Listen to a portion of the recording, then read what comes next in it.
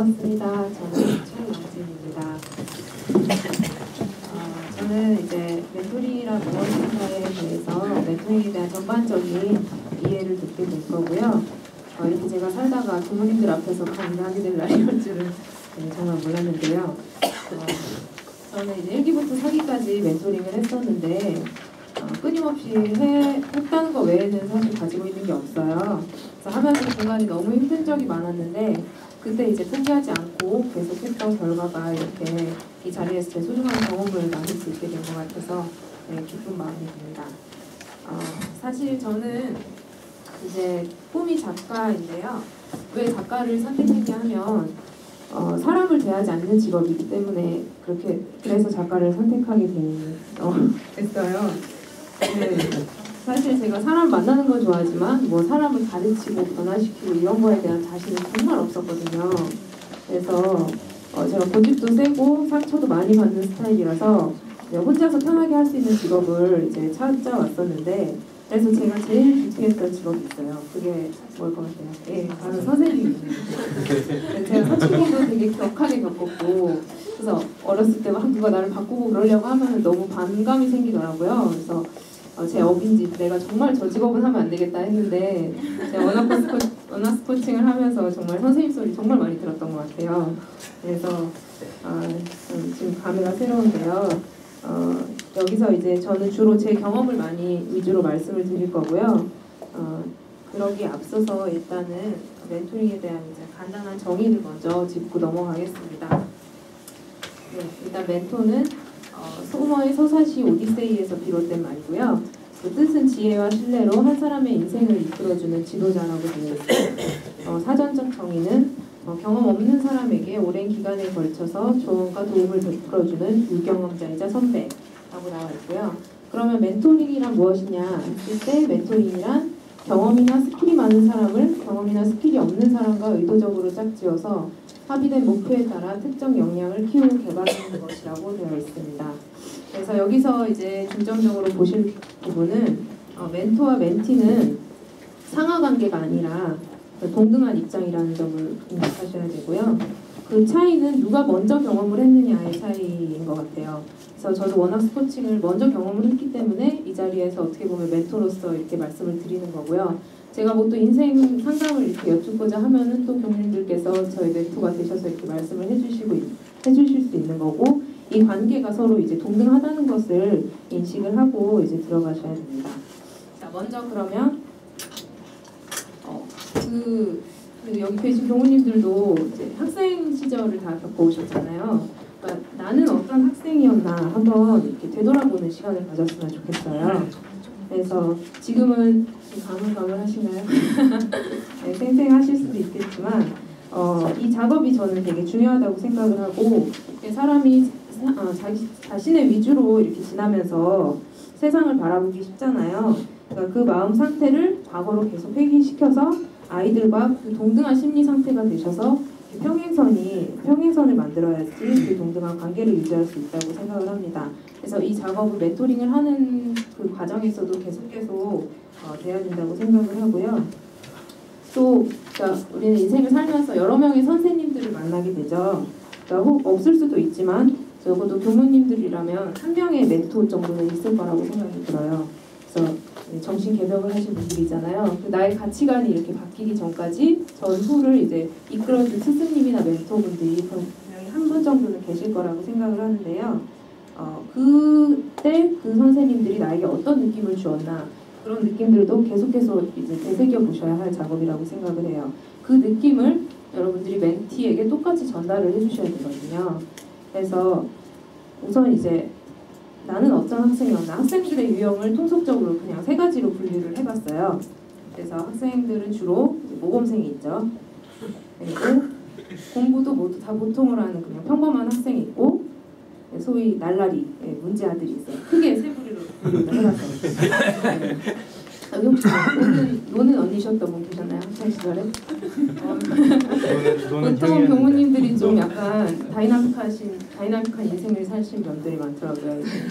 네, 많이 겪을 건 다 겪어보고 깨달음이 빠르신 거죠. 주문을 하신 경우들이 많은데 또 이것도 아니면은 뭐 나는 뭐 지구상의 일들은 관심 없다. 어떤 사차원 소녀였을 수도 있고요. 여러 가지 이제 유형이 있는데 그러니까 이렇게 그냥 크게 통속적으로 분류를 해봤고 더 세세하게는 좀 복합적인 요소들이 있어요. 그 멘티도 다 각자마다 성향이 다르잖아요. 그래서 저는 주로 이제 한 5가지 요소로 한번 분류를 해봤는데요. 예를 들어서 이제 공부를 잘하느냐 못하느냐 뭐 상중하로 나눠볼 수도 있고요. 또 가정 환경이 얼마나 이제 도움을 주느냐 공부를 하는데 또 반항도 그때 주로 사춘기죠. 그때 얼마나 성격이 강하느냐 또 이 아이가 꿈을 가지고 있느냐 없느냐 또 대인관계는 어떠냐 이런 거에 따라서 이제 한 5가지 분류로 이제 분류를 해봤습니다. 그래서 이런 것들을 보고 본인 자신은 과거에 어떤 학생이었는가를 한번 이렇게 체크를 해보시는 경험 계기가 되셨으면 좋겠고요. 이런 것들을 미리 잘 알아두시면 나중에 멘티를 만날 때도 또 대비책을 세울 수가 있어요. 그래서 예를 들어서 아이가 공부를 정말 잘하는데 꿈이 없는 경우가 있거든요. 그럴 경우에는 애들은 이제 반항도는 굉장히 낮아요. 애들이 시키는 대로 다 하거든요. 근데 이런 아이들은 갑자기 이제 강제력이 풀려버리거나 대학을 가게 되면은 오히려 성적이 떨어지거나 좀 행복하지 않은 삶을 살게 될 가능성도 많고요. 그럼 이런 아이들한테는 어떤 꿈을 심어주는 그런 것을 중점적으로 이렇게 가르치면 되고 또 뭐 공부를 열심히 하고자 하는데 가정 환경이 안 맞춰주는 애들이 있어요. 그런 애들은 또 부모님 쪽에서 주로 문제가 있는 경우도 많은데 이쪽에서는 그러면 이럴 때는 부모님 멘토링도 함께 이제 곁들여서 해주시면 더 이제 효과적인 멘토링이 될 수 있고요. 일단은 이제 아이들은 어떤 아이들이 올지 모르니까 그 본인 자신이 어떤 아이였나 한번 이 시간을 통해서 이렇게 계속 리마인드를 해보시고 체크를 해보시는 시간이 되었으면 좋겠습니다. 그리고 여기 계신 여러분 또한 누군가에게 예측할 수 없는 한 명의 멘티였던 시절이 있었을 거예요. 그래서 내 인생을 전환시켜준 멘토를 떠올려 보셨나요? 아까 이제 멘토는 어떤 사람이라고 했죠? 경험이 스킬이 있는 사람. 네, 이 경험을 먼저 한 사람, 또 그리고 과거와 나와 그 경계선에서 내 손을 이제 잡아주고 나를 전환시켜준 사람이라고 했죠. 그래서 이때 그 멘토가 무엇으로 하여금 나를 변화시켜주게 했는지, 그 멘토로 인해서 내가 무엇이 바뀌었는지, 가령 꿈이 없는데 꿈이 생겼다거나 뭐 그런 것들을 이제 변화시켜준 요소가 뭔지 그런 것들을 잘 기억을 하셔야 되고요.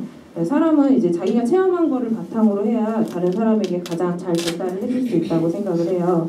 그래서 저는 인생에 멘토가 없었던 사람은 이 멘토링을 진행할 수 없다는 생각이 들어요. 그래서 내가 그런 경험을 해보지 않았는데 어떻게 내가 다른 사람한테 멘토가 돼서 이런 걸 알려줄 수 있겠냐. 그 동기가 없기 때문이죠.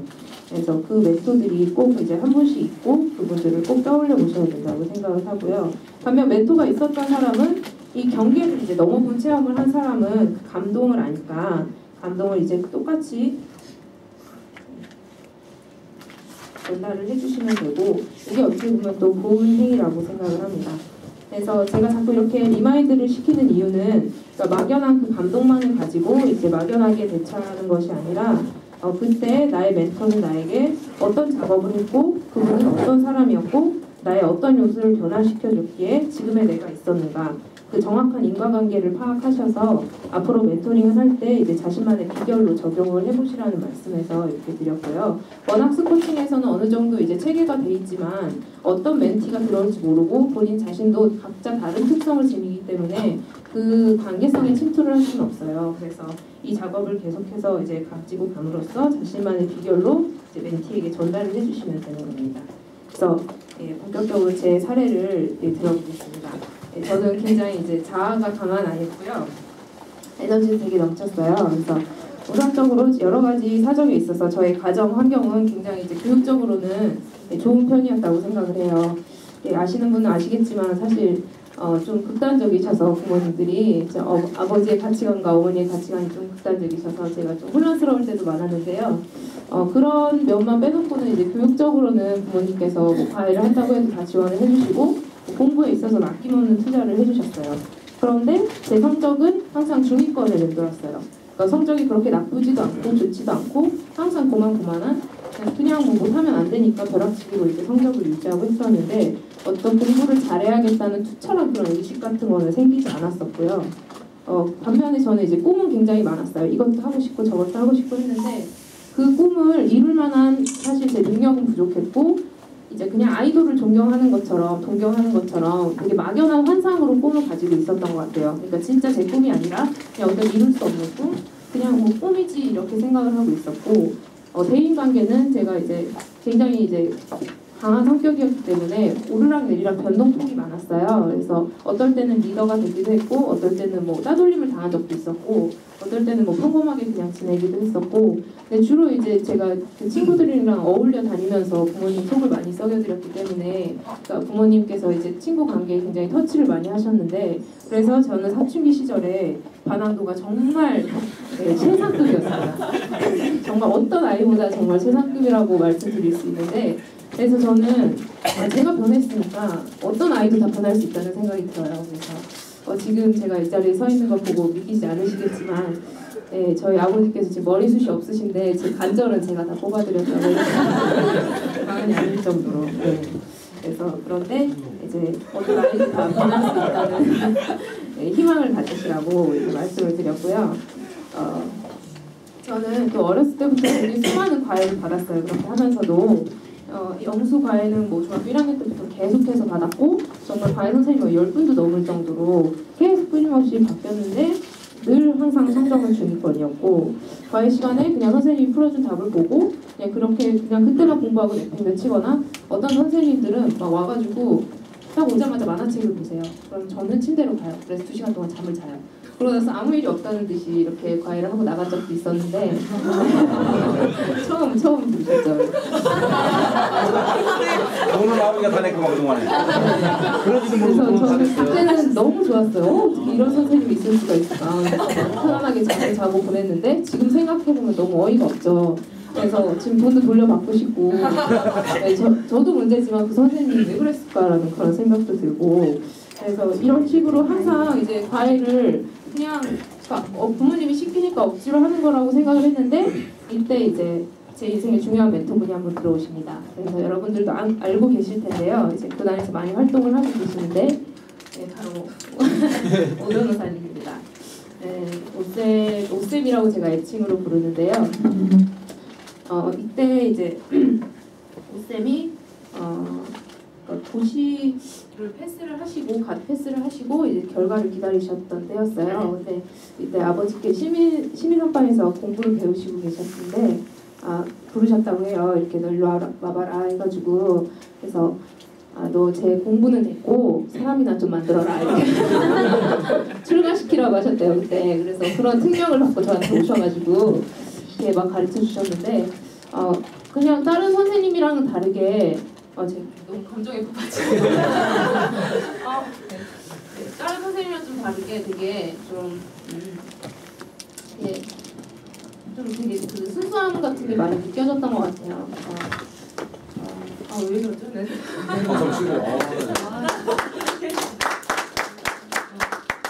그동안 멘토링이 너무 힘들어서 좀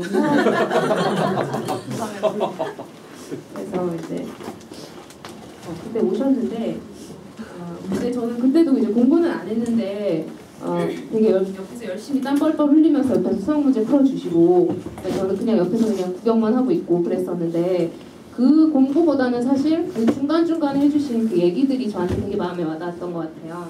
그래서 그러니까 그 얘기에 갑자기 이제 제가 어떤 자각이 들기 시작해서 그때 툭툭 던졌던 소리들이 되게 자극이 됐는지 내가 이렇게 하다가 큰일 나겠구나 하는 자각이 갑자기 그때 딱 들었어요. 그래서 그때 제가 고2였는데 저희 동네가 이제 교육 환경이 굉장히 좋지 않은 곳이었어요. 그래서 수능은 1년 남았고 제가 그때까지 벼락치기로 이제 성적을 유지했는데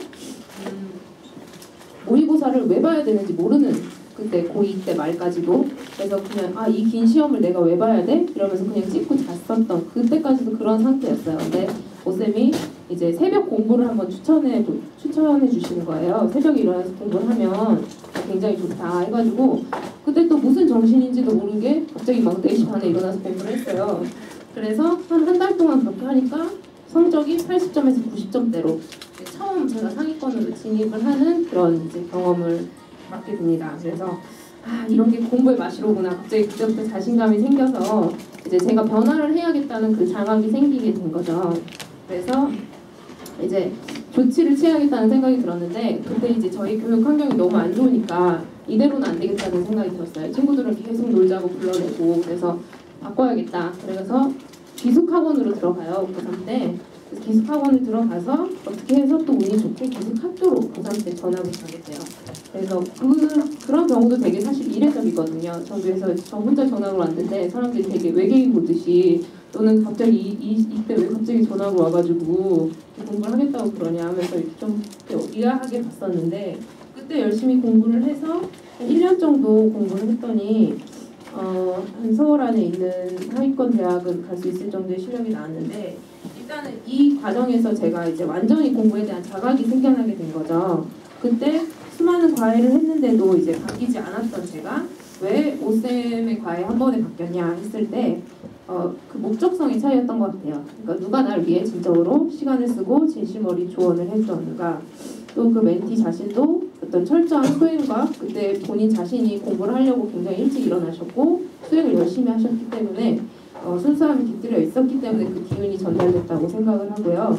여기 계신 교무님들은 워낙 평소에 수행을 하시는 분이니까 멘티에게 이제 하시면은 더 그 기운이 잘 전달이 되리라 생각을 합니다. 그래서 보통 이제 선생님들은 돈을 벌기 위해서 이제 하는 그런 목적을 가지고 하는 경우가 많았으니까 변화를 받을 수 없었겠죠. 그래서 그 목적성의 차이라고 저는 생각을 하고요. 그렇게 이제 저는 기숙학교에서 이제 기초부터 공부를 시작을 해요. 그래서 1년 정도를 했더니 서울 안에 있는 하위권 대학에 갈 수 있는 성적이 나오고 한 번 더 해보자 해서 재수학원에 들어가서 한 번 더 공부를 해요.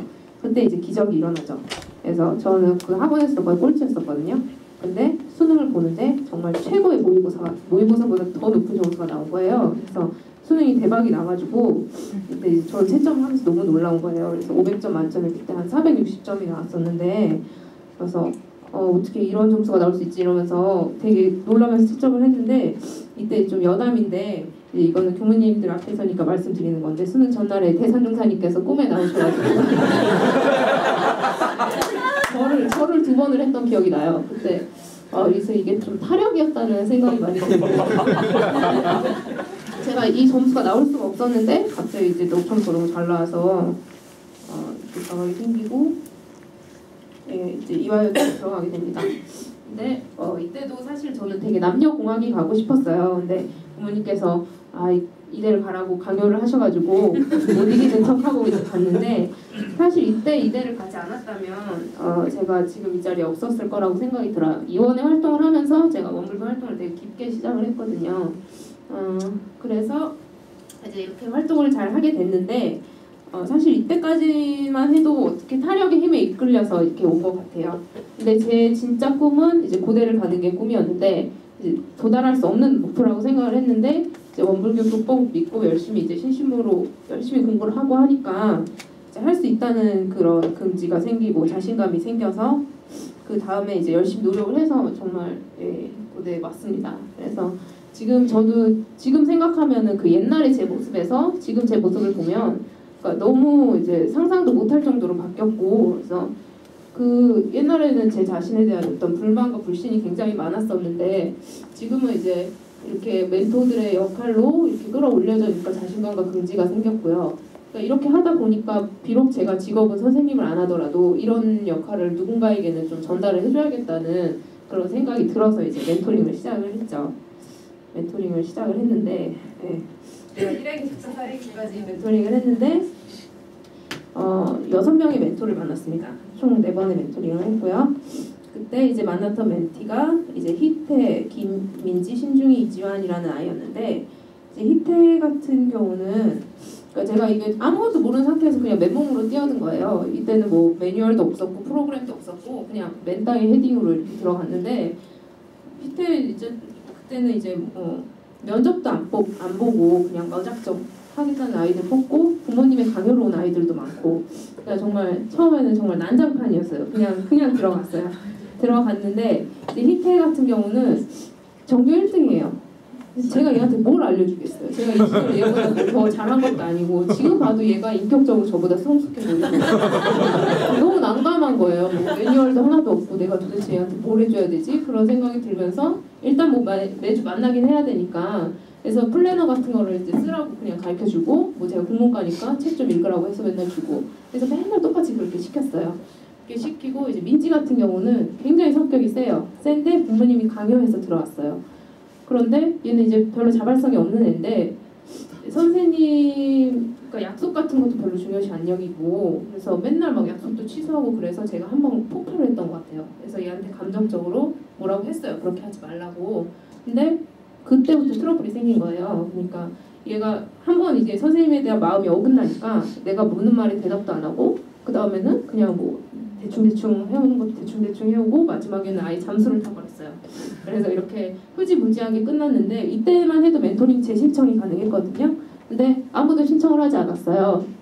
그래서 희태 같은 경우는 이제 똑똑하고 하라는 대로 시키는 대로 다 하고 굉장히 편했던 학생이지만 맨날 똑같은 프로그램을 하니까 지겨운 거죠. 근데 패턴이 다 파악이 되고 와봤자 별로 도움이 안 된다는 생각을 한 거고 민지는 이제 감정적으로 이제 트러블이 생기니까 그냥 이 자체가 싫었던 거고 그래서 이제 그렇게 끝났는데 저는 되게 야속하고 억울한 거예요. 저는 나름대로 되게 좋은 마음으로 와가지고 감정을 너무 싫었나요?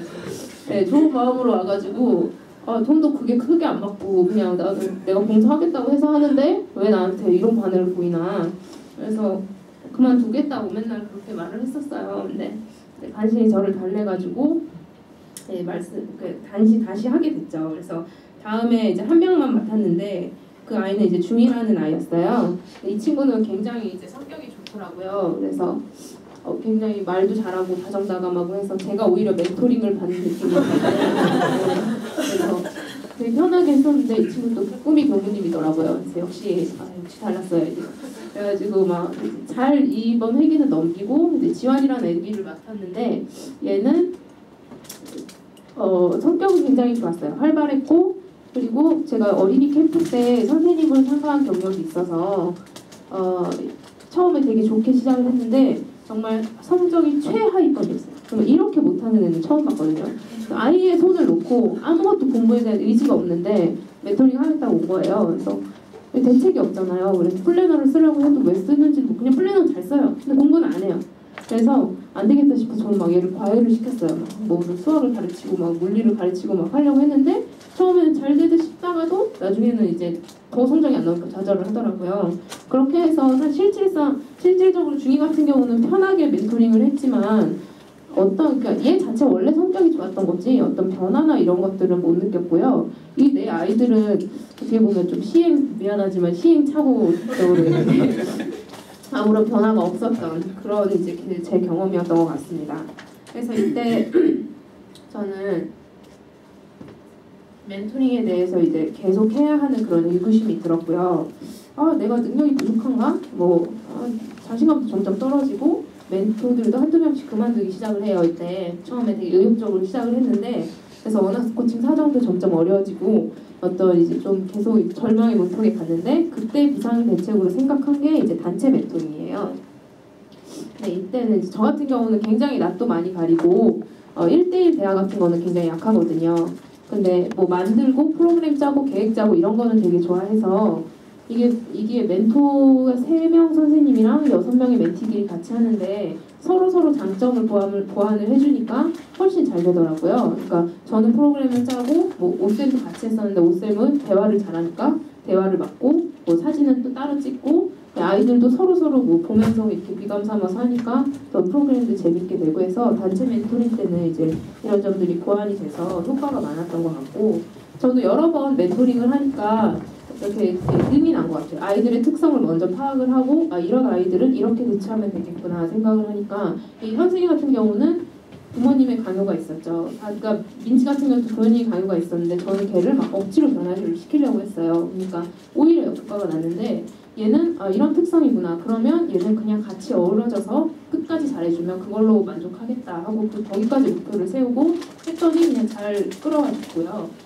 의주 같은 경우는 굉장히 열심히 하는 학생이었는데 얘 같은 경우는 이제 플래너 쓰는 것만 이렇게 간단히 쭉 가르쳐 주니까 더 흡수력이 빨라서 지금까지 계속 잘 쓰고 있다고 하더라고요. 그러니까 제가 처음으로 변화를 본 어떻게 보면 성공을 한 케이스라고 생각을 해서 이렇게 기분이 좋았고요. 그래서 확실히 단체 멘토링이 훨씬 더 이제 효과가 있구나라는 그런 생각이 들었습니다.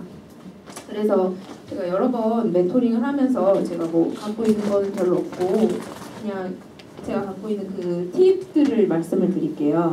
그래서 해야 할 것과 하지 말아야 할 그런 팁을 생각을 해봤는데요. 네, 보편적인 이야기지만 다 멘토분들이 되실 거잖아요. 그러니까 아이들에게 우선은 신뢰와 믿음을 이제 기반으로 해야 된다고 생각을 합니다. 대신 하지 말아야 할 것은 환상입니다. 그래서 이 차이가 뭐냐면 이거는 멘티, 멘토에게 모두에게 해당이 되는데 예를 들어서 저 멘티가 나로 인해서 드라마틱한 변화를 겪을 것이다. 뭐 저 같은 경우는 뭐 그렇게 변화를 하긴 했지만 이런 경우는 사실 드물거든요. 그런 너무 큰 기대 또 멘티들은 저 선생님이 나에게 모든 걸 다 해줄 것이다. 이런 큰 기대 같은 거는 처음부터 너무 하지 않으시는 게 더 상처를 덜 받고 더 좋으신 것 같아요. 그래서 그냥 있는 그대로 친구 동반자로서 간다고 생각을 하시고 그렇게 시작을 하시는 게 더 좋을 것 같고요. 대신 할 수 있는 것과 할 수 없는 것의 그 차이는 확실하게 해주셔야 돼요. 내가 이 아이를 180도 바꾼다. 이거는 할 수 있는 걸까요? 할 수 없는 거죠. 대신 할 수 있는 거는 내가 프로그램을 진행할 때 미리 철저하게 준비해 가시는 거 그거는 꼭 하셔야 되거든요.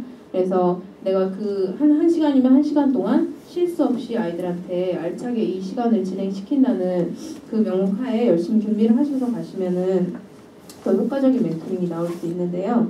사실 플래너 쓰는 법도 미리 숙지를 하셔야지 그거를 이제 잘못 쓰는 모습을 애들이 보게 되면 그때부터 신뢰성이 떨어지게 되는 것 같아요. 그러니까 저 같은 경우도 단체 멘토링 때 이제 멘티 3명이서 멘토 3명이서 개별 멘토링으로 이렇게 따로 떨어져서 플래너 쓰는 법을 가르쳐 줬는데 한 선생님 플래너 쓰는 법을 아예 모르고 한 선생님은 이제 완전히 숙지를 하고 했는데 플래너 쓰는 법을 모르는 선생님이 자꾸 다른 선생님한테 물어보니까 이 아이들은 그 시간이 제일 재미없었다고 말하고 왜 써야 되는지 모르겠다고 그런 평가가 나왔더라고요.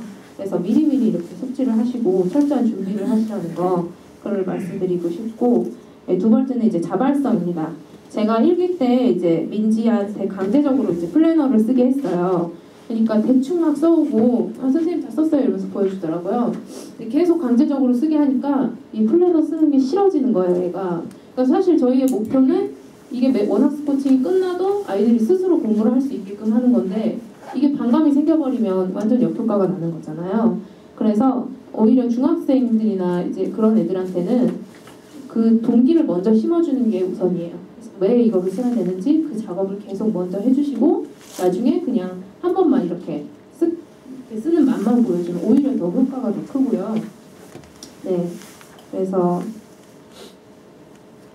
강요를 하시면 안 된다는 거. 그 다음에 셋째는 칭찬과 격려입니다. 그래서 이건 뭐 당연한 얘기인데 요즘 아이들은 자존감이 낮은 경우가 굉장히 많아요. 그래서 꿈이 없는 경우도 굉장히 많고 자기 자신에 대한 그 신뢰가 그렇게 높지 않아요. 이런 아이들에게 가장 필요한 것은 이제 칭찬이고요. 잘한 것들을 자꾸 끄집어내 주시되 이거를 이제 감정적으로 내가 얘가 너무 좋다고 해서 막 이렇게 감정이 드러난 경우가 있어요. 그럴 때 절대 감정적으로 이렇게 하지 마시고 또 마음에 안 든다고 해서 감정적으로 이래라 저래라 이렇게 강요하거나 그렇게 하지 마시고 그냥 객관적으로 이렇게 잘하는 것들을 자꾸 끄집어내 주시는 작업을 해주는 게 중요하고요. 그렇게 해야 이제 나중에 관계가 어그러지지 않는 것 같습니다. 그리고 네 번째는 이제 변화인데요. 희태 같은 경우도 매일 똑같은 멘토링을 진행하니까 얘가 질렸죠. 질려가지고 이제 다음번에 신청도 안 하고 그 패턴을 파악해 버렸는데 아이들한테는 특히 이제 중학생들 같은 고등학생들은 이제 말을 되게 잘 들어요. 원래 공부에 대한 긴장감이 있기 때문에 무슨 말을 해도 이제 선생님 말을 잘 듣는데 중학생들은 내가 왜 공부를 해야 되지라는 그 개념 자체가 없기 때문에 어떤 활동이나 계속 변화를 줘서 그 멘토링을 질리지 않게 해주시는 게 중요해요. 그래서 여러 가지 프로그램을 그것도 너무 길게 하지 마시고 한 20-30분씩 짧게 진행을 해서 단기간에 딱 끝낼 수 있도록 그렇게 해주시는 게 또 중요하고요. 그리고 이제 저 같은 경우 필요성을 이제 못 느끼는 경우에는 플래너 쓰기 같은 경우에는 매일 하는 것보다 한 번만 그 회기에서 한 7회기를 했는데 한 번만 플래너 쓰기를 20분 동안만 이렇게 시켰거든요. 오히려 매일 이렇게 플래너를 쓰라고 하는 것보다 효과가 좋았어요. 그래서 애들이 더 효과를 더 빨리 받아들이고 그래서 맛만 보여주시는 게 더 중요하고요. 그리고 이제 고양이 같은 이제 멘토가 되라라고 말씀드리는데 이제 그 반면에 강아지 같은 멘토는 되셔서는 안 된다는 거예요. 고양이와 강아지의 차이점이 뭔지 아세요? 강아지는 매번 보살펴주고 이렇게 챙겨주고 계속 안아주고 그렇게 해야 되잖아요. 근데 멘티들을 이렇게 뭐 자기가 사랑스럽고 보살펴야 된다고 매일 전화를 하고 막 귀찮게 하고 그러면은 애들은 아 멘토는 너무 귀찮은 존재다라는 그런 인식을 딱 심어져 버려요. 그래서 옛날에는 뭐 선생님들이 다 품어주고 그렇게 착해야 된다고 말을 하지만 사실 저는 요즘 멘토들은 이제 아이들의 심리를 잘 파악해서 요즘은 좀 영악해야 된다고 생각을 해요. 고양이 특성이 이렇게 막 올 듯 말 듯 하다가 한번 딱 품에 안겨주면 그게 참 제맛이거든요. 이렇게 밀고 당기는 게 잘해요. 그래서 멘토들한테 매일 연락하고 이런 거 절대 하지 마시고요. 어차피 그렇게 해봤자 문자는 보통 씹히더라고요. 그래서 한 일주일에 한 번씩 전화를 하시고 문자 같은 것도 멘티가 어떤 장치를 만들어서 자발적으로 이렇게 문자가 오게 하시는 게 좋고요. 그러니까 연락을 막 계속 너무 귀찮게 하지 않는다는 거. 그런 고양이 같은 멘토가 되었으면 좋겠다는 말씀을 드리고 또 유동성입니다. 멘토링을 하다 보면 변수가 되게 많이 생겨요. 그래서 특히 단체 멘토링을 하면 아이들이 서로 시간을 맞추는 일이 너무 어렵기 때문에 계속 막 시간을 변동해야 되는 경우가 생기거든요. 처음에 이제 약속 시간을 잘 잡아두시되 이제 어쩔 수 없는 경우에는 무조건 이 시간에 와야 돼 이러지 말고 그 한 1, 2트 사이에서 변화를 주시고 그 아이들의 사정에 맞추어서 다 같이 진행할 수 있는 방향으로 최대한 맞춰주시고요. 대신에 너무 오랜 텀을 주시면 안 됩니다.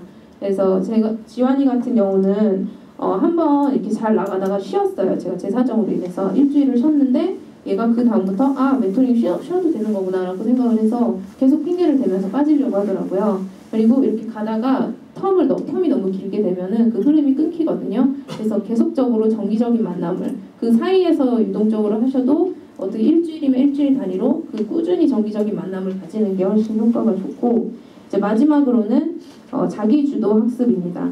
그래서 저희 목표가 이제 스스로 자발적으로 공부를 하게 하는 게 멘토링의 목표예요.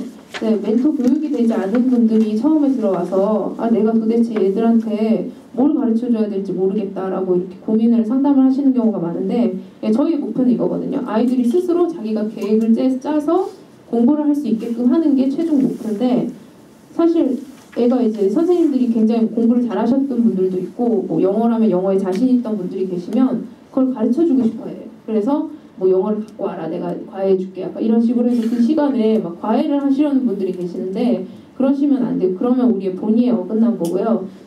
뭐 시험 기간이 돼서 이제 얘가 급해서 좀 이것 좀 봐달라고 하시면 그러면 그때 이제 조언 정도는 해주실 수 있는데 이거를 이제 너무 저도 이걸 과외를 한번 하려고 했다도 실패한 경험이 있고 그래서 본의를 잘 살리셔서 아이에게 스스로 자발성을 부여하는 게 가장 이제 중요하다라는 것을 이제 말씀드리고 싶습니다. 그래서 여기까지 이제 제가 또 경험을 하면 더 다양한 팁들이 생기겠는데 제가 여태까지 이제 해온 경험으로는 이 7가지가 가장 중요한 것 같고요. 그래서 이렇게 멘토링을 하다 보면 어느 정도 나의 스타일이 나와요. 나는 어떤 아이에게 더 맞는 스타일인지 그러니까 저 같은 경우는 멘토링을 하면서 그게 분석이 됐지만 교무님들 같은 경우는 경험이 지금 없으시기 때문에 뭐 예를 들어서 교화 현장에서 사람을 다룰 때 나는 어떤 스타일인가를 잘 생각을 해보시는 게 좋아요. 예를 들어서 뭐 나는 뭐 단체에 더 강하다 아니면 1대1에 더 강하다. 이게 분명히 다른 사람이 있거든요. 개별적으로 말할 때 더 잘하는 사람이 있고 단체에 있을 때 아무 역할을 못하고 이렇게 수그리고 있는 사람들이 있어요. 그리고 대화에 강하다, 뭐 계획을 짜는 게 강하다. 뭐 이런 것들도 잘 생각을 한번 해보시고 또 남자한테 강하다, 여자한테 강하다 이런 분들도 있어요. 서로 다른 경우가 있는데 이런 것들을 잘 확실하게 파악을 하셔야 이제 멘티도 이제 그에 맞는 멘티를 만나야 효과적인 멘토링이 될 수 있어요. 나는 어떤 멘티랑 자신 있어. 이런 것들 어떻게 보면 좀 환상이고요. 그것도 다 맞는 스타일이 있거든요. 멘티와 멘토도. 그렇게 이제 효과적인 멘토를 만나야 더 큰 효과를 이뤄낼 수 있다고 생각을 하고요. 그래서 좋은 멘토링이 되려면 나의 스타일을 철저히 분석을 하고 그에 대한 준비를 한 다음에 서로 이제 합력을 그 머리를 맞대서 잘 안 될 때는 멘토들끼리 함께 이제 사리 연구를 하셔서 어떻게 하면 더 효과적인 멘토링이 될 수 있을 것인가, 이 세 개가 같이 맞물려야 더 좋은 멘토링이 될 수 있다고 생각을 합니다. 그래서 여태까지 제가 했던 그 과정 같은 것들을 간단히 소개를 해드릴게요. 옛날에는 이제 그 매뉴얼이 없어서 되게 힘들었는데 저희가 이렇게 하면서 이번에 만들었어요. 그래서 잘 된 것도 있고 잘 안 된 것도 있는데 주로 처음에는 자기소개 시간으로 게임을 하고 간단히 시작을 했고요. 그 다음에 이제 은혜 발견 시간으로 해서 뭐 게임 같은 걸 했고, 사리 연구 시간, 이게 점점점 들어갈수록 더 깊이 이제 원학습 코칭의 목적에 맞게 들어가는 거고요. 사리 연구 시간에 뭐 투두리스트나 플래너 쓰기, 앞으로 이제 실습을 하시면서 다 하실 거예요.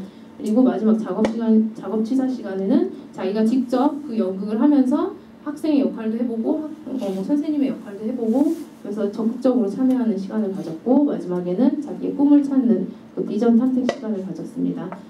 연극 시간 같은 경우 굉장히 반응이 좋았어요. 아이들 같은 경우는 자기가 직접 활동을 하는 걸 더 좋아하기 때문에 이게 되게 다양한 좋은 체험이었다고 말을 하더라고요.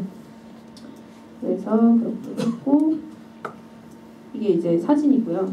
처음에 이제 자기소개 시간에 게임을 하면서 말을 했는데, 아이들이 요즘 굉장히 시간에 대한 강박관념이 높아요. 와서 저희는 처음에 천천히 시작하자고 워밍업으로 게임, 뭐 자기소개 게임을 준비하고 1회기를 끝냈는데, 아니 내가 여기 와서 이거밖에 안 하고 또 시간이 아깝다 막 이런 평가가 막 나왔어요. 그래서 굉장히 알차게 준비를 해주셔야 돼요. 요즘 아이들은 바쁘기 때문에. 그래서 이렇게 했고, 두 번째는 이제 벙어리 잠김 게임이라고, 한 명은 눈을 가리고 한 명은 마스크를 쓰고 서로 이제 그 자신의 기능을 보완을 해서 게임을 해주는 거예요. 이런 것도 되게 반응이 좋았고, 투두리스트, 자기가 할 일들을 쭉 이렇게 나열을 해서 한번 이렇게 짜보는 그런 시간을 가졌고요. 이거는 이제 이번 실습을 하시면서 다 하게 되실 겁니다. 그리고 이제 연극 시간, 그래서 직접 뭐 역할을 맡아서 게을렀던 자기의 하루가 이렇게 원학습 코칭을 맡아서 이렇게 됐다, 뭐 이렇게 연극을 한 10분, 20분 정도로 준비해서 마지막 수료식 때 발표를 했고요. 이 시간이 사실 제일 즐거웠던 것 같아요. 이때도 이제 시간이고요. 그리고 이거는 플래너 쓰는 시간. 이제 의주 학생이 쓴 건데 한 번만 알려줬는데 매주 이렇게 막 너무 잘 써가지고 사진을 찍어놨어요. 감사한 일도 다 찾았고 유문형도 다 했고 되게 잘 쓰더라고. 마음일기도 굉장히 잘 썼고요. 이제 꿈 찾는 시간에는 이제 자기가 되고 싶은 롤 모델을 한 명을 골라서 내가 왜 이 사람처럼 되고 싶은가, 이 사람처럼 되기 위해선 내가 뭘 해야 하는가를 생각해보는 시간을 가졌습니다. 그래서 제 멘티는 유재석이 되고 싶다고 해요. 얼굴이 별로 안 잘생겼는데 사람들에게 많은 감동을 준다 하면서 자기 자신을 철저하게 파악을 하고 이렇게 롤모델을 정해가지고 막 성실히 썼고요. 이게 이제 매일 하는 과정인데요. 처음에는 이제 입정을 합니다. 한 1분 정도 눈을 감고 산란한 마음을 가라앉히고, 그 다음에 유문형을 하고요. 그러니까 매주 유문형을 정해요. 자기가 일주일 동안 뭐를 하겠다. 정해가서 잘 지켰는지 안 지켰는지 돌아가면서 얘기를 하면서 체크를 하는 거예요. 그래서 카드 같은 것도 만들어서 아이들한테 숙제로 내줬거든요. 아이들이 이렇게 잘 써왔어요. 유문형 카드. 그리고 그 다음에 한 20분 정도 준비된 게임을 진행을 하고요. 그 다음에 마지막에 이제 포트폴리오 시간에 이제 감상문을 써서 어땠는지, 느낌이 어땠는지 감상담을 쓰는 시간을 가졌고요. 그 다음에 이제 개별 모니터링이에요. 이제 멘토링이 끝나고 나서도 계속 이제 아이들과 연락을 유지하고 끈을 유지를 해야 되는데 사실 계속 연락을 하면 귀찮잖아요. 그래서 그 장치를 만들어놨어요. 아이들한테 객관적으로 자기가 오늘 무엇을 했는지 동선을 보고하는 문자를 하루에 하나씩 보내라. 그렇게 말을 하면, 예를 들어서 아이들이 선생님 저 오늘 학교에 갔다가 지금 뭐 PC방에 왔어요. 이렇게 그냥 객관적으로 자기 상황만 보내는 거예요. 그러면 선생님도 그럼 나는 오늘 뭐 교무님들이 법회를 보고 지금 뭐 교당에서 쉬고 있어. 이렇게 그냥 답장을 보내주시는 거예요. 근데 여기서 주의할 점은 절대 평가를 해서는 안 돼요. 너 왜 공부 안 하고 거기 있어? 이렇게 막 문자를 보내주면 안 되거든요. 그러면 이제 문자가 끊어지게 되죠. 그것도 이제 아이들이 자발적으로 이렇게 보낼 수 있게끔 하는 게 중요하고요. 마음 멈춤 문자는 제가 하려다가 이제 그냥 못한 건데 너무 많아서 이거는 뭐 예를 들어서 경계를 정해서 나는 뭐 음식에 많이 끌린다, 군것질에 많이 끌린다 그러면은 저는 오늘 뭐를 사 먹으려고 했는데 마음을 멈추고 안 사 먹습니다 이렇게 문자를 보내는 거예요. 그러니까 그런 것들이 어떻게 보면 하나의 문자가 카드가 돼서 쌓여가지고 많이 이제 보내는 친구한테 상도 주고 이런 식으로 선생님과 아이들이 자연스럽게 잘 유지가 되게끔 커뮤니케이션이 되게끔 하는 게 좋고요. 그리고 뭐 전화 같은 경우는 한 일주일에 한 번씩 잘 하고 있니 그냥 이 정도로 간단하게 보내시는 게 좋을 것 같습니다. 네. 그래서 저는 그 멘토링을 제가 듣기로는 그 대나무가 높고 곱게 뻗을 수 있는 이유는 마디가 있기 때문이라고 해요. 그래서 멘토링이라는 작업이 아이들한테 한 아이가 이렇게 성숙하기 위해서 다른 차원으로 올라가기 위해서 지어주는 그 마디와 같은 행위라고 생각을 하거든요. 매듭을 지어주는 그 행위. 그래서 여러분들께서 열심히 이제 잘 준비를 하셔서 아이에게 또 다른 마디를 선물해 주시는 그런 계기가 되었으면 좋겠고요. 제가 지금 그동안 너무 힘들었었나 봐요. 제가 진짜 너무 힘들었거든요. 하면서 그래서 제 적성에 맞지 않는 이거를 몇 년 동안 하면서 진짜 그만두고 싶다는 말이 막 여기까지 올라왔는데 아버지께서 더 옆에서 열심히 하시니까 그만두겠다는 말도 못하는 거예요. 그래서 그게 오늘 여기서 폭발을 한 것 같아요. 감정이 흔들리지 않았으면 더 잘 전달을 해드릴 수 있었을 텐데 좀 너무 아쉽고요. 어쨌든 이렇게 저는 이제 다 제 경험을 모두 말씀드린 것 같아요. 그래서 제가 여태까지 계속 이제 강조를 했던 게 가장 강조를 했던 게 뭐였죠? 처음에 말씀드렸죠. 리마인드를 시키는 거였죠. 과거 그 멘티의 상태로 돌아가서 멘티의 입장에서 멘티라면 어떻게 생각을 했을까? 계속 회상을 시키는 거예요. 그래서 그 입장이 되셔서 멘티의 마음을 공감을 하고 또 나의 멘토의 기억을 떠올려서 그 멘토가 어떻게 했던지 그거를 계속 생각을 해서 이 좋은 멘토는 사실 멘티의 입장에서만 되는 것도 아니고 멘토의 입장에서만 되는 것도 아니고 이 시간을 왔다 갔다 자유하는 사람이라고 생각을 해요. 그래서 이제 멘토가 말을 안 들 때는 나도 저럴 때가 있었지. 그렇다고 이제 방치하면 나는 지금의 내가 되지 않았겠지. 이렇게 생각을 하시고 그 멘토링을 이제 즐겨주셨으면 좋겠습니다.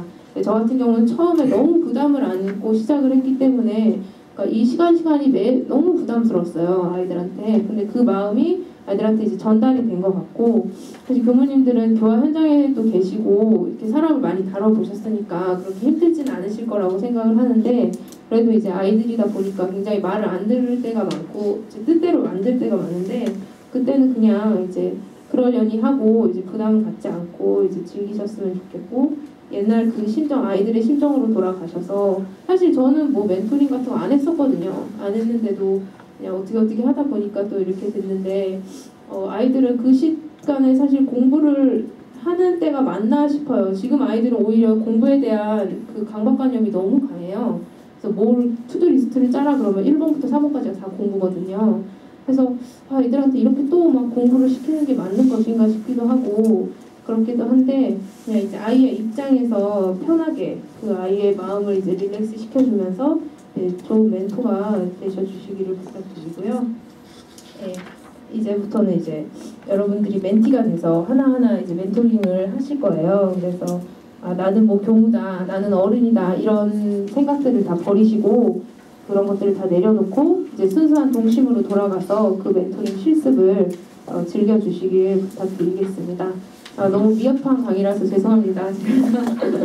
네, 지금부터 이제 과거로 돌아가실 준비가 되셨죠? 네, 그럼 남은 시간 잘 즐기시길 부탁드리겠습니다. 감사합니다. 질문 있으시면 네 하십시오. 아까 그 유무념 쪽지를 따로 만들어가지고 아이들한테 나눠주셨는데 그게 이제 일주일 단위로 돼 있는 것 같아요. 근데 플래너도 유무념 체크하는 게 있잖아요. 그거랑 겹치지는 않아요. 그러니까 처음부터 저희가 플래너를 쓰라고 가르치지 않았어요. 처음부터 쓰면 또 애들이 질려버릴까봐 처음에는 이제 유문형으로 간단히 시작을 해서 카드로 이제 써오라고 돌리고 그게 조금 이제 익숙해지면 플래너 쓰기는 사실 한 4회기 정도에 들어가 있잖아요. 그때부터 이제 유문형 카드 대신에 플래너 쓰는 걸로 들어가는 거죠. 근데 아이들은 플래너 쓰는 것보다는 사실 유문형 카드가 조그마기 때문에 잘 챙겨 다니면서 더 잘 쓰거든요. 그래서 두 개를 같이 잘 활용해 주시면 될 것 같아요. 네. 그리고 카드 같은 경우는 저희가 직접 제작을 했어요. 그래서 그 친구가 이렇게 폼을 만들어 놨는데요. 필요하시면 저희가 그거를 파일로 보내주시면 인쇄해서 그냥 잘라서 쓰시면 되거든요.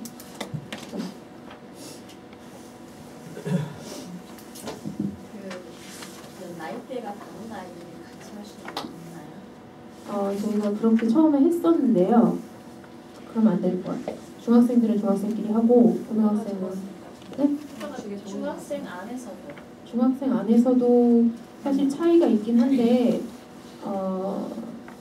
저희 같은 경우는 단체 멘토링 처음 시작할 때 중3짜리가 같이 있었어요. 근데 얘가 이제 나이로는 고등학생 나이에요. 근데 한 학년을 이제 꾸른 거예요. 근데 얘가 수준이 안 맞다고 나가더라고요. 근데 얘 같은 경우가 좀 특이했던 경우인데 중3까지는 그래도 괜찮지 않을까. 아니면은 본인한테 직접 의향을 물어보셔서 나는 좀 더 수준 높은 멘토링을 하고 싶다 하면은 고등학생 팀이랑 같이 묶어주시면 더 효과가 있을 수도 있고요. 근데 보통 아마 중학교 1, 2, 3학년 때는 좀 비슷할 거예요. 네. 초등학생은 주로 지금 저희 어린이 마을생부 캠프에서 네, 하고 있는데 이 아이들은 사실은 학습 코칭보다는 아직은 좀 이르다고 생각을 하죠. 네, 정서교육이 먼저 돼야 되나. 그거 할 때 사실은 아이들의 진단에서 아이들에게 맞춰서 이렇게 가면 굉장히 효과가 적으실 것 더디고 즐기는 시간일 수 있잖아요. 그래서 별로 성교하고도 관계가 없을 수도 있고 그렇게 되면 중학생은 그럴 것 같아요. 그럴 때 부모님의 반응이나 부모님과의 또 어떻게 보면 부모님과의 관계가 굉장히 중요하다고 생각하거든요. 특히 우리는 일반 아이가 아니고 교도 아이를 할 경우에는 예를 들어서 학원을 토요일 다 하고 난 다음에 학원을 놓고 이걸 하게 되면은 그 기대치라는 게 있다는 거죠. 그거를 어떻게 관계를 해서 사실 저희는 부모님 멘토링을 함께 하려고 했는데 그거는 시간 사정이 안 돼서 잘 못했고요.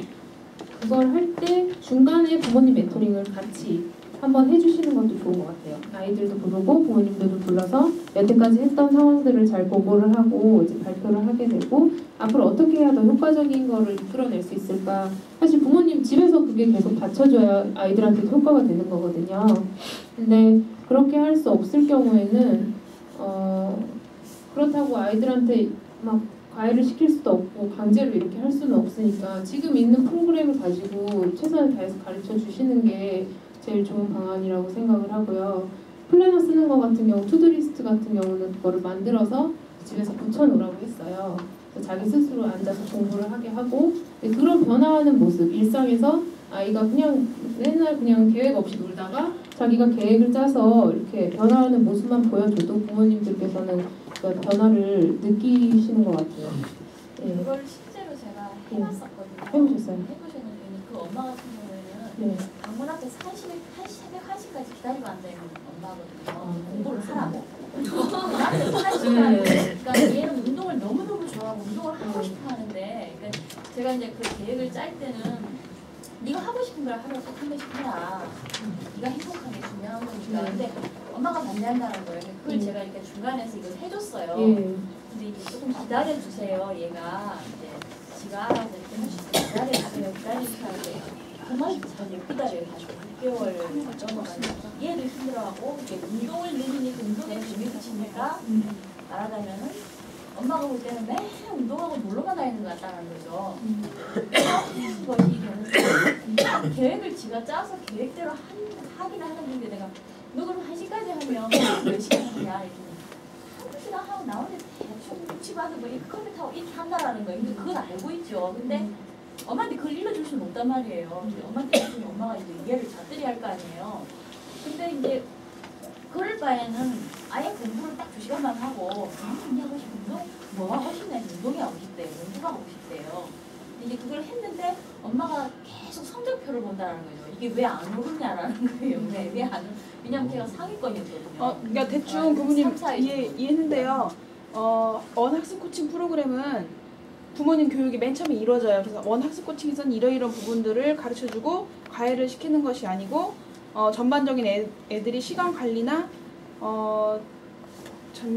본인이 스스로 할 수 있는 그런 마음을 일으켜내는 거지 과외를 가르쳐주는 것이 아닙니다라고 어머니들한테 일단 얘기를 드리고 또 닥달을 하면 애는 점점 더 안 합니다라는 걸 미리 숙지를 시키기 때문에 그런 부분들이 좀 약간 감해지는 게 있거든요. 그러니까 학습 코칭 했던 아까 이제 선생님이 했던 그 엄마들 중에 좀 그런 엄마들이 좀 몇 명 있었어요. 그러니까 그런 어머니들한테 설명을 하는 거죠. 이 프로그램 자체가 어머니들이 일반적으로 생각하는 그 과외나 그런 이렇게 1대1로 막 주입식으로 하는 그런 학습 방법이 아니라 본인 스스로 하는 거를 이끌어주는 그런 힘을 뽑아주는 그런 수업입니다. 그런 프로그램이기 때문에 집에서 아무리 멘토 선생님과 멘토링을 열심히 이렇게 한단 말이죠.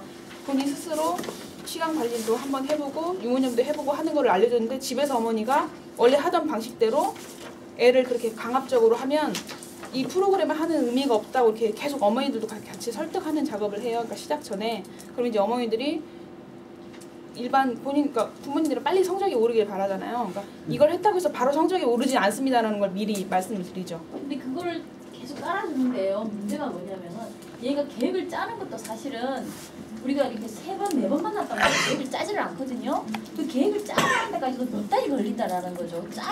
계획도 안 짜고 공부도 안 하고 놀기만 하고 이제 엄마 눈에는 그렇게 보이는 거예요. 근데 얘가 보면은 그런 예시는 없던가요? 그러니까 그럴 경우에 진퇴양난이더라는 거죠. 얘를 더 기다려주라 하려니까 얘가 결국은 쓰게 될지 안 쓰게 될지를 내가 잘 모르는 상태로 막막하게 기다려주라 더 기다려주세요라고 하기도 어렵고 왜냐하면 내가 쓰다 말다 체크하다 말다 엄마랑 그거라도 보잖아요. 몰래 그거라도 본단 말이에요. 근데 체크하다 말다 이게 계획을 짜다 말다 이렇게 하고 노는 거는 지가 엄마 안 놀리는 거는 노는 건 늘어나 버렸고 공부할 시간 그 전에 그래도 1시까지 붙어 있었는데 1시까지 안 붙어 있고 엄마가 답답한 게 그 상황에서 내가 해줄 수 있는 이 프로그램이 노는 것처럼 보이지만 그 안에 전혀 노는 게 아니거든요.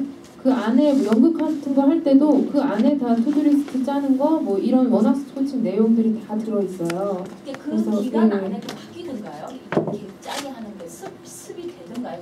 예, 저희는 근데 한 번만 해도 됐었어요. 근데 그거를 억지로 시키면 오히려 더 안 돼요. 그래서 처음부터 막 이거를 시켜서 얘한테 주입시켜야겠다 그런 마인드로 처음에 시작을 하면 결국에는 나중에 역효과가 나는데 계속 처음에는 좀 이렇게 동기를 불어 넣어주다가 그냥 한번 딱 하게 하면은 그건 이제 나중에 쓰고 말고는 자기 자유인데 그 쓰는 방법 자체를 아이들은 모르거든요. 그거를 일단 알려주시는 게 먼저라고 생각을 하고 그거를 이제 계속 쓸 수 있게끔 하는 마음을 불어 넣어주셔야지 처음부터 뭐 하기 싫은데 막 계속 주입을 할 수는 없잖아요. 그리고 부모님들 입장에서는 충분히 그러실 수 있다고 생각을 해요. 아이들이 하루빨리 변화를 보고 싶어 하시는데 그런 경우는 어느 부모님들이나 다 그렇고 부모님들이 계실 때 같이 교육을 먼저 계속 지속적으로 받게 하시는 게 그 방편이 제일 좋을 것 같아요. 그거에 인력으로 되는 게 아니니까요. 아이들이 빨리 변하고 싶어도 해도 마음대로 되는 게 아니니까 부모 교육과 아이들 교육이 같이 어우러져야 될 것 같아요. 그러니까 부모들이 그런 반응을 온다는 건 우리가 당연히 감수를 해야 돼. 왜냐하면 전체가 지금 그렇게 돼 있기 때문에. 그러니까 우리가 하는 도중에 그런 부모들이 있다는 걸 그냥 생각을 하시고 그런 부모가 있으면 또 그런가 보다 하고 또 안 그런 부모도 있으니까 이렇게 하고 전체적으로 밀고 나가야지 그분 한 분의 부모가 그렇다고 해서 우리 전체의 계획을 바꿀 수는 없잖아요. 그러니까 그렇게 생각하시고 그냥 그런 부모가 있으면 뭐 할 수 없고 그냥 그렇게 근데 가능하면 그 부모의 교육을 좀 시키는 게 좋을 것 같아요. 미리. 제일 좋은 방법은 그거고요. 그러니까 하다 보면 정말 별나별 부모님들이 다 계세요. 막 하겠다고 쫄라놓고서는 한 번 하다 별로야 이러면서 막 애들을 빼버리고 막 그런 부모님들이 계시는데 그런 부모들의 사정은 다 맞추기는 정말 어려운 것 같아요. 그러니까 최대한 우리가 할 수 있는 그 목적의식 같은 거 분명히 말씀을 드리고 거기서 이제 마음에 안 드시겠다고 하시면은 그러니까 자발적으로 선택을 하게 하시는 게 좋아요. 처음에 이렇게 해서 우리가 얘를 한 번에 변화시키는 게 아닙니다. 대신 이제 우리가 최대한 노력을 하겠습니다라고 말씀드리고 그렇게 해서 믿음이 안 가실 경우에는 그냥 처음부터 이제 하지 말라고 이렇게 말씀을 하시는 게 훨씬 나중에 더 좋은 것 같습니다. 그러면요 면접은 어떤 식으로 가요? 부모도 보고 학생도 보고 어떤 거? 면접은요. 저희 이제 해왔던 이제까지 해왔던 부분 같은 경우는 한 세 팀으로 나눠서 애들이 많으니까요. 세 팀으로 나눠서 이제 제일 가장 중요한 것은 하고자 하는 마음이 있는지가 굉장히 중요하거든요. 본인이 하고자 하는 마음이. 네, 뽑는 기준이. 그리고 이제 그때 얘기를 하는 거예요. 뭐 토요일에 학원도 있고 이렇게 모든 애들이 다 학원도 가고 하잖아요. 그러니까 학원을 받고 시간을 바꾸서라도 이 프로그램에 참여할 마음이 있는지를 또 알아봐야 돼요. 그러니까 학원이 겹쳐있기 때문에 자기는 멘토링에 못 하는 애는 사실 이 프로그램을 할 수 없는 거잖아요. 그러니까 그런 부분들을 다 면접 전에 다 확인을 해서 그런 부분들을 다 종합해가지고 애를 뽑습니다. 면접 그 시안이랑 있잖아요. 네, 시안이랑 면접 시안이랑 다 있고요. 그리고 부모님 강요로 들어와 있는 애들이 그러니까 처음에는 굉장히 많았어요. 그러니까 부모님은 시키고 싶은데 애는 하고 싶은 마음이 없는 애들은 그런 아이를 교무님이 볼 때는 교도 자녀 중에 그런 애들이 좀 있잖아요. 교도님이 막 시키고 싶어 하는데 자녀는 별로 생각이 없고 그럴 때는 안 뽑는 게 사실 교무님한테도 좋고요. 전반적인 프로그램에서는 좋아요. 왜냐면 지금 가서 바로 시작하실 거잖아요. 그러니까 처음 시작할 때는 일단 교무님도 자신감이 붙어야 되고 애도 잘 따라와 줘야 되는 부분이 있기 때문에 교당에 돌아가셔서 하실 때는 일단은 하겠다는 애가 뭐 한 명밖에 없으면 한 명만 데리고 그냥 일단 하시는 게 좋을 것 같아요. 그래야 교무님들도 노하우를 일단 익혀야 되니까요. 처음부터 실패하면 두 번째 안 하고 싶으시잖아요. 그러니까 먼저 하겠다는 애를 먼저 잘 동기부여를 잘 해서 일단 이끌어 나가는 게 중요할 것 같아요. 되게 막 이상한 부모님들도 많고 그 부모님들 정말 억눌려가지고 억지로 막 그 마음이 죽어버린 애들도 많은데 근데 그런 와중에도 분명히 있거든요. 분명히 있어요. 정말 마음속에 이거 공부하고 싶은 마음도 있고 그런데 방법을 모르는 애들. 그러니까 그런 애들 숨어있는 애들 찾아내는 거죠. 보석같이 숨어있는 그런 애들. 그 숨어내는 방법만 알려주면 막 따라오거든요. 찾아내는 것은 원불교 교당만 믿으면 안 됩니다. 우리가 해보니까 한겨레 신문 이런 교차로 이런 신문의 광고가 굉장히 좋은 아이들을 모집하는 방법이에요. 그러니까 교당만 광고하는 경우가 있어요. 한우라 신문 우리도 처음에 그랬는데 한겨레 신문이나 경향 신문 한번 내봤거든요. 상당히 호응이 있어요. 그러니까 지역에 가면 지방 신문이 있거든요. 거기에도 과감하게 광고를 내면 요즘은 광고비가 아주 저렴해요. 그렇게 해서 모집하면 목적을 달성할 수 있어요. 아까 언니가 여기 멘토링에 썼던 그 의주 같은 학생도 보면 그 한겨레 광고 보고 이렇게 왔더라고요. 네, 그래서 그러니까 그런 아이들이 오히려 목적이 범위가 넓기 때문에 일반 학생들 보면 범위가 넓기 때문에 목적이 분명한 아이들이 많아요. 근데 꼭 우리는 원불교 내에서만 채려거든요. 교당 광고만 하고 거기에 의지하는데 그걸 빨리 벗어나면 좋은 사람을 많이 모집할 수 있어요. 원학습 코칭의 목적이 학생교화도 활성화시키는데 있는 사람만 갖고 하는 거 아니거든요. 있는 사람은 다른 방법으로 해도 법비 프로그램 잘하는 애도 있어요. 근데 이거는 학습을 통해서 목적을 가지고 있는 애 있거든요. 그런데 돈이 없어가지고 다른 멘토를 못 얻는 애 있잖아요. 그걸 아주 찾자는 거거든요. 그러니까 일반 신문 광고가 굉장히 효과가 있어요. 해보니까. 그 지방에는 다 있잖아요. 그걸 활용해보고 있어요. 하면서 주로 다 교도님들 자녀분들을 대상으로 해왔기 때문에 아마 이제 찾아주시려고 해도 어느 정도 한계가 있을 거예요. 그러니까 저희 목적이 이게 마음 공부를 통해서 아이들이 자기 주도 학습을 하는 것을 사회화시키는 거기 때문에 처음에는 조금 시작하셔서 효과를 먼저 보시고 그 다음에 이제 밖으로 펼쳐 나가시는 작업을 해주셨으면 좋겠고요. 멘토 선생님들도 이제 사람이니까 상처를 받지 않는 선에서 정말 좋은 학생들 먼저 뽑으셔서 이렇게 하셔야 나중에도 효과가 좋고 결국 멘토분들께도 도움이 된다고 저는 생각을 해요. 그러면 지금 멘토링 할 때 이제 아이들한테 이제 그냥 무료로 하지는 않잖아요. 네. 지금 어느 정도의 그 적정선의 어떤 금액을 받고 있는지. 네, 그거는 지금 얘기해요? 내일도 있잖아요. 내일 또 있어요. 내일. 그거는 내일 있습니다. 선생님한테는 너무 높게 하지 말고 멘토 했을 때 그 집중해서 한번 하시고 오해도 계속 있습니다. 그 부분에 방법적인 것은. 멘토링에 관해서 질문하고 싶으신 분 있으신가요? 멘토 하기에 제일 좋다고 생각하는 사람들은 자기가 제일 의지가 있다라고 생각하는 사람이 멘토 하기에는 제일 좋다. 좋다고 생각합니다. 네, 그게 최고예요. 자기가 뭔가 해보겠다고 해서 들어온 아이. 그러니까 공부의 강요가 아니에요. 공부를 하나, 중이나 상이나 예, 상관없이 예. 일단은 내가 하고자 하고 하는 사람들이 일단은 제일 좋은 멘토로 예. 선발을 하는 기준으로 합니다. 네, 저 같은 경우 전교 1등을 해도 뭐 그렇게 꿈이 없으니까 결국에는 효과가 안 나오잖아요. 그러니까 하고자 하는 의지가 있는 아이들이 최고인 것 같아요. 먼저 어제 뭔가 세상이 같은 경우도 그냥 기계 공부 다니고 객관적으로 보면 진짜 별로 이렇게 공부를 못하는 학생이었는데 뭐 마음속에 의지가 있고 그리고 또 비교도도 아님에도 불구하고 우리 교법에 바탕에서 그런 학습을 굉장히 잘 받아들이더라고요. 마음이 다 있고 의지가 있으니까.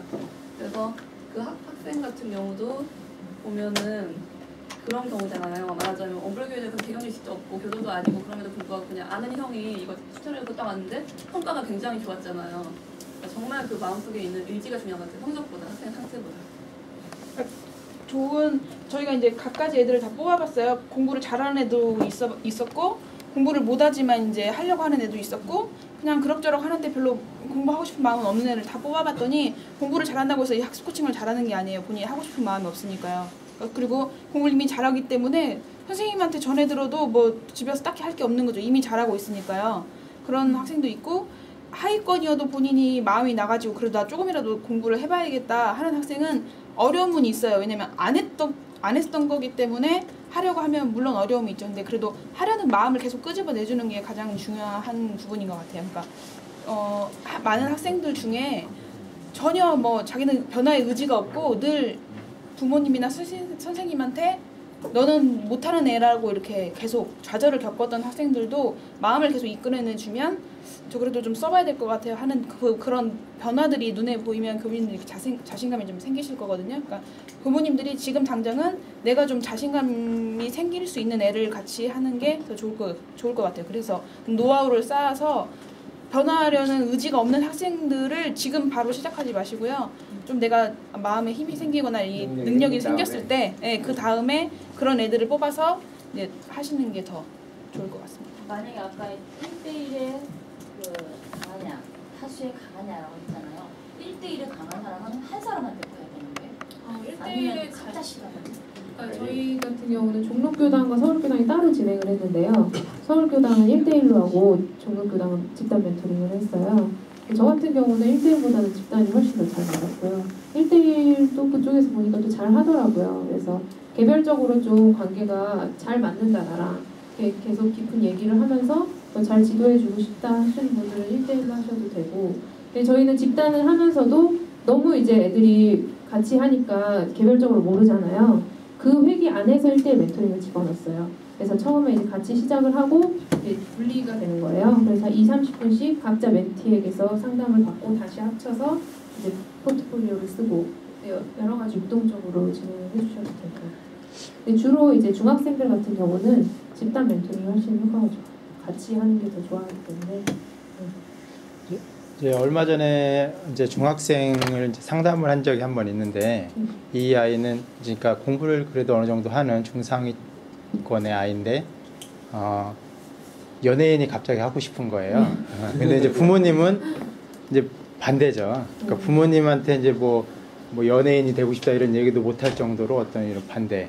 근데 이제 그 아이는 연예인을 하고 싶다는데 사실상 연예인에 대해서 자세히 알지도 못할 뿐만 아니라 연기가 어떤 것인지 그래서 나름대로 혼자 집에서 TV 보고 연기 연습하고 그러는 것 같아요. 근데 그런 아이들 같은 경우에 만약에 이렇게 멘토링 한다면은 어떤 방향으로 이끌어줘야 되는 것인가?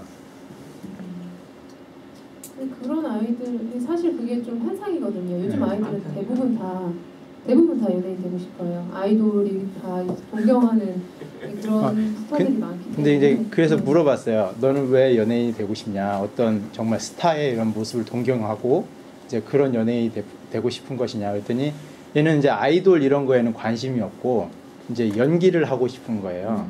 연기를 하고 싶은데 이 아이가 어떠한 재능이 있다든지 어떤 연기 경험이 있다든지 이런 것이 아니라 어떤 그런 연기자 어떤 롤모델을 하나를 보고 이 롤모델처럼 연기자가 되고 싶다. 그래서 저런 모습이 나도 저렇게 한번 연기자의 꿈을 갖고 싶다라는 이런 꿈이 있더라고요.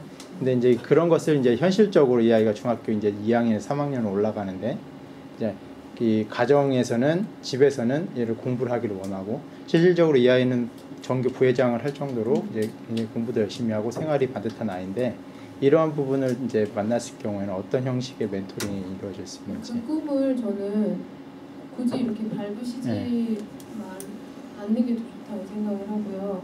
그 하고 싶을 수 있죠. 그거는 그 아이가 하고 싶은 목적인데 그거를 이제 저희 멘토링을 하면서도 연극 프로그램 있잖아요. 그런 걸로 한번 해보고 해소를 하게 해주는 것도 좋을 것 같아요. 대신 뭐 요즘 연기자들은 공부도 잘한다더라 하면서 그 공부하는 프로그램도 같이 해서 저희는 일단은 저희 목표를 달성하는 게 중요하다고 생각을 하고요. 플래너 쓰기 이런 것들을 잘 실습을 하면 나중에 걔가 이제 열심히 연습을 해서 뭐 연기자가 되든 어떤 꿈을 이루든 그거는 이제 그 아이가 선택할 일이라고 생각을 하고 그 아이가 하고 싶다면 그냥 잘 이렇게 지원을 하셔서 우리는 우리 시스템 안에서 우리가 할 수 있는 것들만 가르쳐 주시면 좋지 않을까. 그 아이의 꿈을 막 바꾸려고 하고 뭐 그렇게 하시지 마시고 그냥 잘 지원을 해주시고 또 연극을 통해서 체험도 하게 해보시고.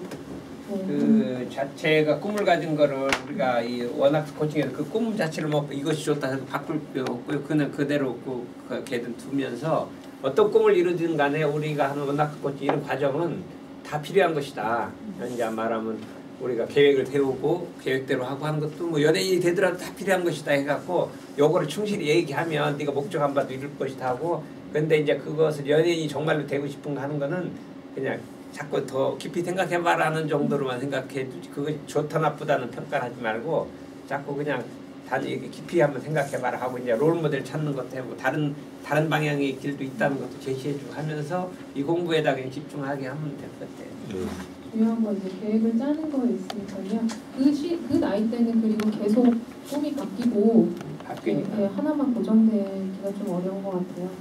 잘 살려주시는 게 더 좋을 것 같아요. 그러니까 문득 지금 질문 듣고 드는 생각인데요.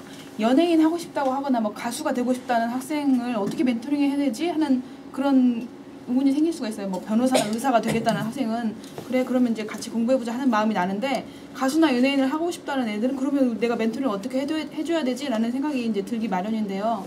가수, 연예인이나 뭐 의사나 다 그냥 직업의 하나지 지금 애가 해야 될 거는 공부하고 학생이니까 해야 되잖아요. 그러니까 지금 당장 얘가 해야 될 거에 초점을 맞춰서 멘토링을 하시면 될 것 같아요. 그러니까 직업은 직업으로 자기가 목표를 삼고 있는 거기 때문에 그게 바꿔진다고 해서 지금 내가 해야 될 일이 바뀌는 건 아니거든요. 그러니까 지금 네가 해야 될 일은 이거 그리고 나의 목표는 저거. 그래서 그거를 교무님들도 이제 분리해서 생각하는 그게 필요할 것 같아요.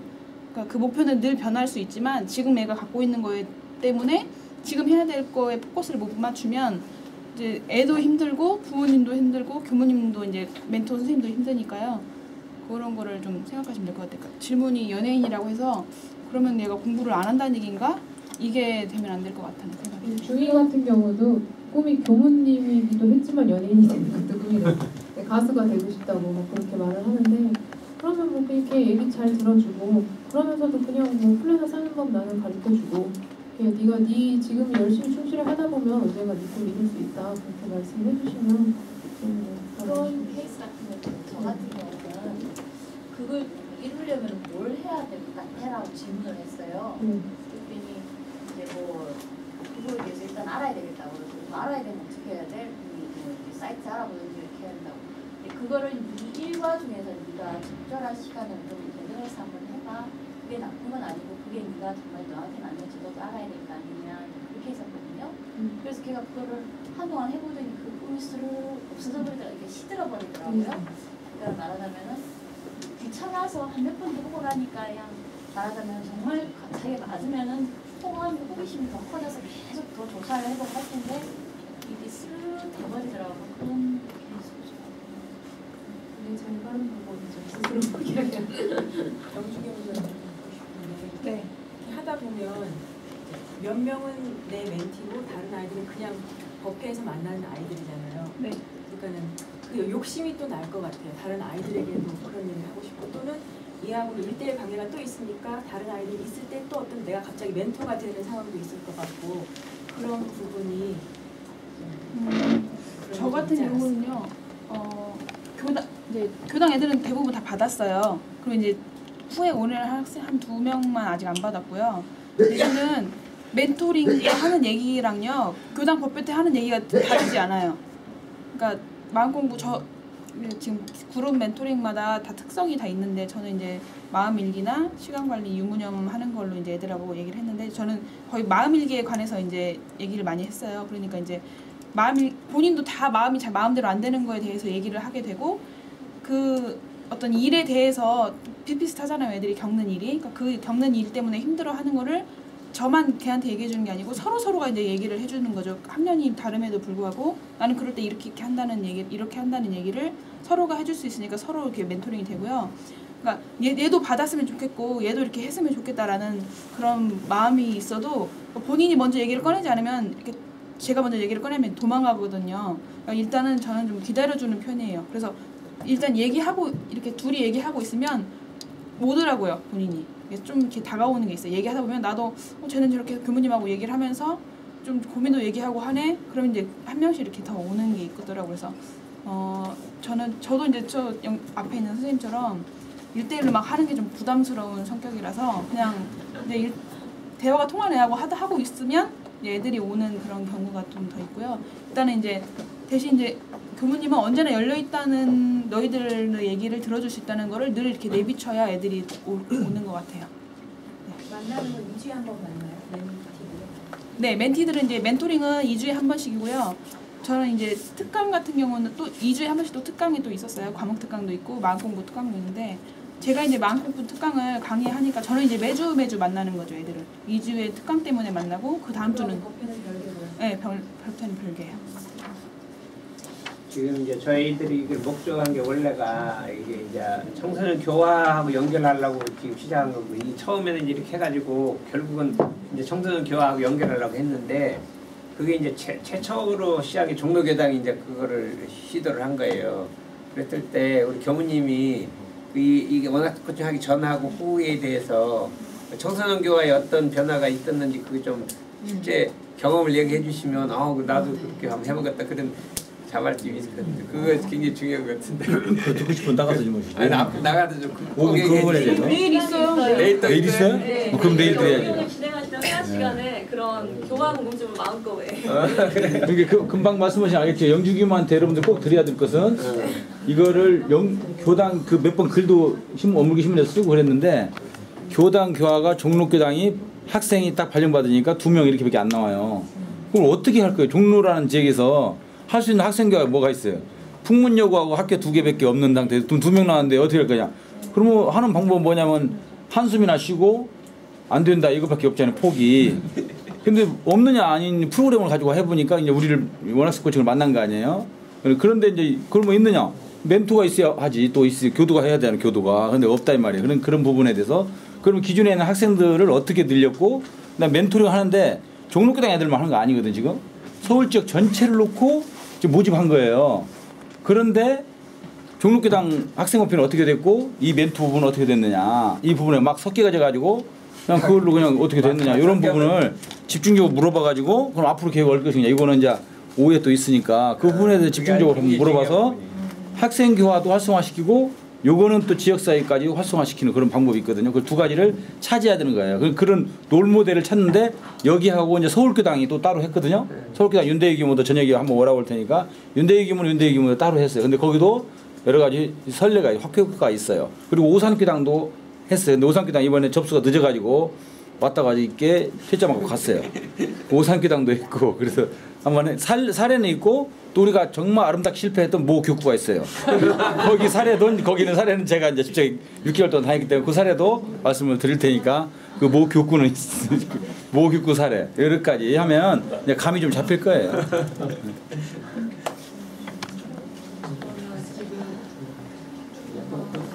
더 질문이 없으시면 마무리해도 될까요? 네, 그럼 한 20분 정도 쉬시고 11시까지 다시 여기서 뵙겠습니다. 수고하셨습니다.